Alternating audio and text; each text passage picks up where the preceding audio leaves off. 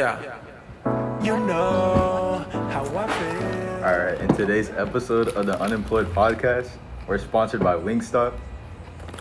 Yeah, Wingstop. shout out to Wingstop, bro. Wingstop. Oh, the Unemployed Podcast. I'm your host, Robert Legaspi. And my name is Jonathan. And today we're going to be comparing the two great minds of Nelson Mandela and Winston Churchill. Say, Jonathan, you have any idea who Nelson Mandela is? Nope, no idea. Really? No idea? How come, bro? How come you have no idea who Nelson Mandela is, bro? Born on July 18th of 1918 in South Africa, Nelson Mandela is a very famous black nationalist, and he was also the very first black president of South Africa. His one big thing is that he made peace in South Africa. South Africa used to be a very violent, very violent place. Lots of war, lots of stuff. Really bad. But Yep. Nelson Mandela helped that by being a part of it politically, and he got thrown in jail for that. But besides that, let's get to the point here, all right? Nope. Nelson Mandela is very famous due to that Nobel Peace Prize. I want a Nobel Peace Prize, that's pretty cool. You should give me one, okay? What do you know about Winston Churchill, Robert? I know that he was involved in World War II. That's just about it, though. You didn't pay attention, huh? And he's British, too. Yeah. So what you need to know about him is that he was born on November 30th, 1874 at Blenheim Palace in Oxfordshire, England. 1874, damn, he's old. All right, bro.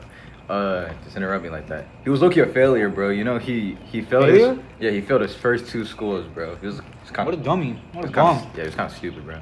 All right, but in April 1888, he attended Harrow School, which was basically a boarding school in London. And then he went to the Harrow Rifle Corps, which is basically military school. You know, he wants to be in the military type. And then he passed the exam for the British Royal Military, bro. Oh, that's sick. That's cool. Yeah. All right, Robert. You know how you said that you only knew him through World War II? Yep. The reason behind that is because he was greatly known for his leadership throughout World War II, because he never surrendered whatsoever.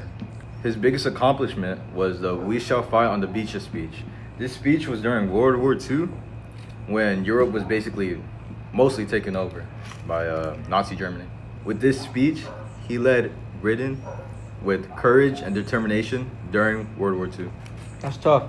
So, basically, after Nazi Germany lost, Winston Churchill and many other great leaders helped form the United Nations. United Nations. Oh, I remember the United Nations in history class, bro. Yep. That snooze fest of a class. Mr. Lee, come on, lock in, bro. How do you think Nelson Mandela's rose shape into today's world? I think into today's world, Nelson Mandela has really affected the idea of peace in general, to the world. His global relevance now includes colonial justice and peace building in the world. And I think that's really important to society today. The world today.